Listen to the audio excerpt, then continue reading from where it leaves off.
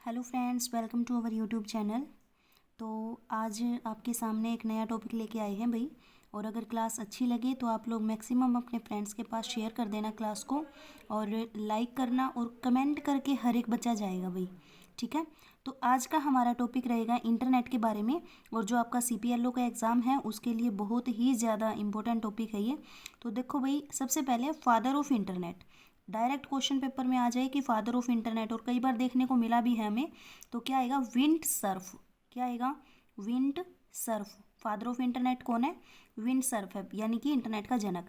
Next है, अब तो जैसे इंटरनेट है, शुरू में क्या आया था? अर्पानेट आया था। क्या आया था भाई? अर्पानेट। तो डायरेक्ट आपसे क्वेश्चन पूछ लिया जाए कि अर्पानेट की फुल फॉर्म बताइए, तो आप क्या कहेंगे? Advance research project agency network. Clear? ARPANET की फुल फॉर्म क्या है? Advance research project agency network. और ये किसके लिए बनाया था? ये आर्मी के लिए बनाया गया था भाई। कौन से देश ने? अमेरिका ने। क्लियर?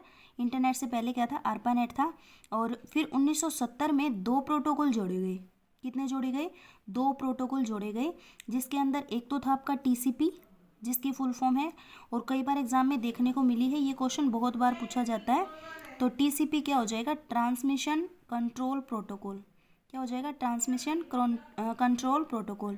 नेक्स्ट है आपके सामने IP की फुल फॉर्म भी पूछी जाती है, इंटरनेट प्रोटोकॉल। ये दोनों की दोनों चीज़ें आप लोग अच्छे से ध्यान रखेंगे।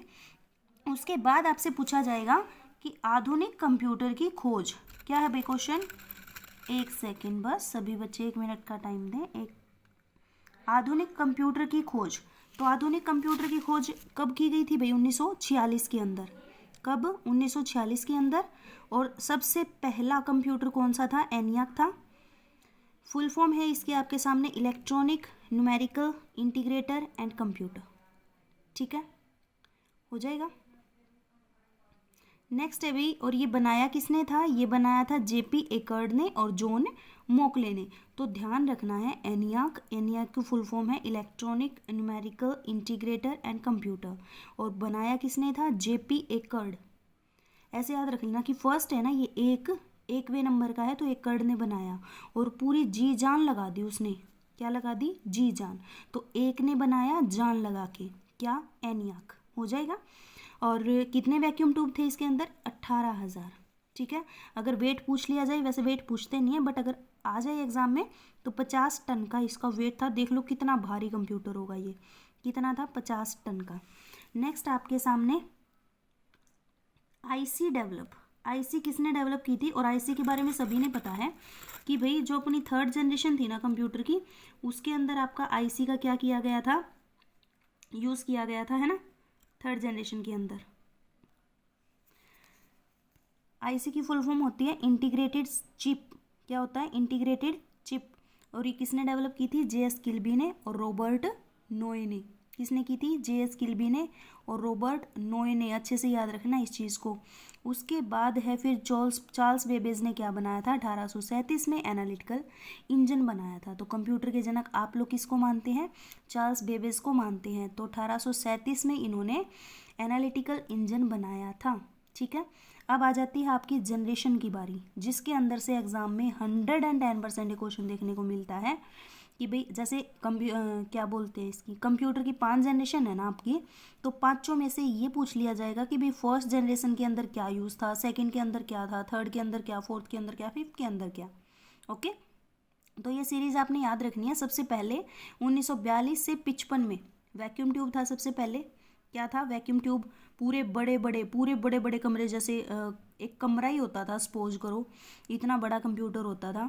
नेक्स्ट है 1955 से 1964 का काल माना जाता है सेकेंड जनरेशन ऑफ कंप्यूटर। और इसके अंदर किसका यूज़ आ गया? फिर ट्रांजिस्टर। क्या होने लग गया? ट्रांजिस्टर। मतलब कंप्यूटर का साइज छोटा होने लग गया। नेक्स्ट आपके सामने 1964 से 75 के अंदर आई है आपकी IC चिप, जिसको आप इंटीग्रेटेड चिप बोलते हैं। तो IC आई है 1964 से 75 के अंदर। फिर है 75 से 89 के अंदर माइक्रो प्रोसेसर। मतलब कि कंप्यूटर ने बिल्कुल ही छोटा रूप ले लिया, माइक्रो प्रोसेसर। और नेक्स्ट 5th जनरेशन है आपकी आर्टिफिशियल इंटेलिजेंसी। ठीक है जी। यहाँ तक मेरे हिसाब से किसी को डाउट नहीं होना चाहिए। और टाइम कम है भाई, तो आप लोग इसका रिवीजन कर लेना। नेक्स्ट हम लोग पढ़ते हैं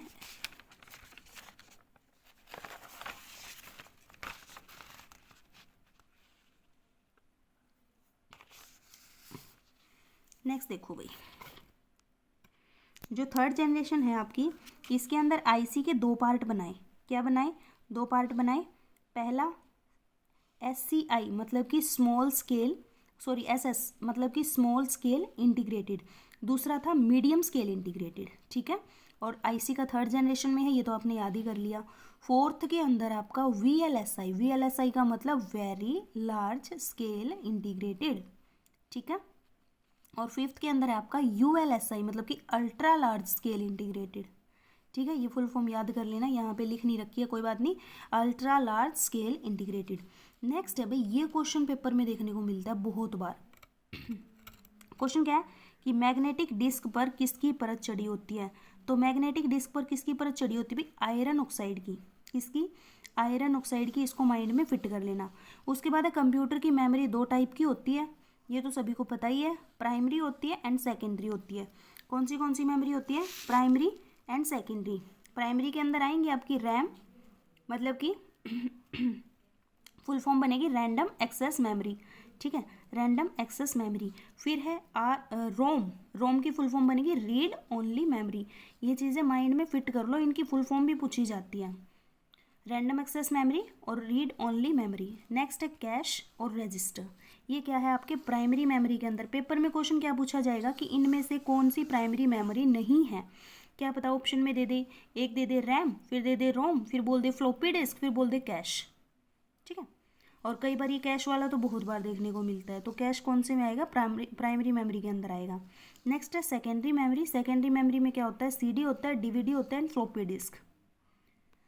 क्लियर भाई, ये सारे के सारे नाम आप लोग ध्यान रखेंगे। नेक्स्ट है ये वाला क्वेश्चन, डायरेक्ट पेपर में पूछा गया कि FCFS की फुल फॉर्म क्या है? तो FCFS की मतलब है, इसकी फुल फॉर्म होती है फर्स्ट कम फर्स्ट सर्व। ठीक है, पहले आओ पहले पाओ, फर्स्ट कम फर्स्ट सर्व, ऐसा ही कंप्यूटर में है। नेक्स्ट आपके सामने जॉयस्टिक, तो ये भी क्वेश्चन पेपर में डायरेक्ट आया था कि जॉयस्टिक एक कौन सा डिवाइस है? डिवाइस भी दो टाइप के होते हैं, आउटपुट एंड इनपुट। तो जॉयस्टिक कौन सा डिवाइस है भाई? जॉयस्टिक है आपका इनपुट डिवाइस। कौन सा है? Input device. और इनपुट डिवाइस और कौन कौन से होते हैं? जैसे आपका कीबोर्ड है, माउस है। पता है इनकी है ना एक छोटी सी ट्रिक होती है इनपुट आउटपुट की। आउटपुट डिवाइस क्या होता है? वो आपको बाहर आउटपुट देगा, जैसे प्रिंटर होता है, वो आपको बाहर आउटपुट निकाल के दे रहा है ना। लेकिन कीबोर्ड से हम लोग क्या करते हैं? कंप्यूटर के अंदर चीज़ें ऐड करते हैं। ऐसे ही माउस से हम लोग अंदर चीज़ें ऐड करते हैं। तो जब अंदर की तरफ चीज़ें जाए तो वो इनपुट है, बाहर हमें निकाल के दे तो आउटपुट है। ठीक है भाई, नेक्स्ट पढ़ते हैं हम फर्स्ट सुपर कंप्यूटर। ये वाला क्वेश्चन भी पेपर में क्या पता कितनी बार देखने को मिला है। तो फर्स्ट सुपर कंप्यूटर कौन सा था? CDC 6600 और क्रेवन ने। ठीक है, यानी कि पूरा नाम है सैम्यूर क्रे ने इसको बनाया था। CDC 6600 क्रेवन किसने बनाया था? सैम्यूर क्रे ने। पहला सुपर कंप्यूटर था ये मैं वर्ल्ड की बात कर रही हूँ, इतना ध्यान रखना सारे बच्चे, मैं वर्ल्ड की बात कर रही हूँ कि वर्ल्ड के अंदर पहला कंप्यूटर सुपर कंप्यूटर कौन सा था? CDC 6600 क्रेवन, और ये सैम्यूर क्रे ने बनाया था। तो इंडिया की बात कर ली जाए तो इंडिया का पहला कंप्यूटर है आपका 8000, परम 8000। कौन सा है?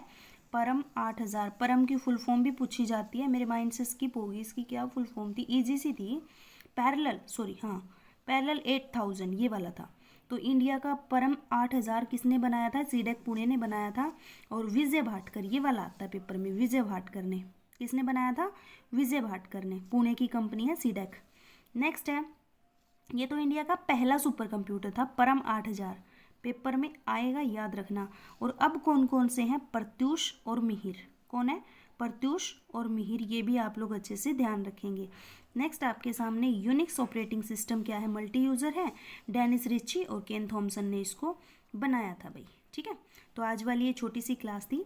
अगर आप लोगों को थोड़ी सी भी हेल्पफुल लगी है तो इसे ज़्यादा से ज़्यादा शेयर कर देना हर एक बच्चा, और कमेंट करके जाना। और इसके बाद जल्दी ही मिलते हैं नेक्स्ट वीडियो के अंदर, तब तक के लिए टेक केयर, बाय बाय।